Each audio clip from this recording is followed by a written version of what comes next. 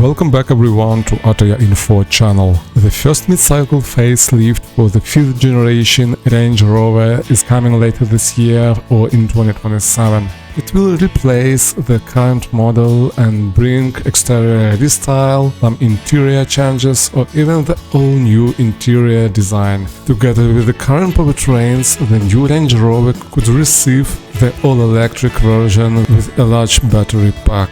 We have illustrated how the new 2027 Range Rover could look like. Please let us know if you like it. See you next time.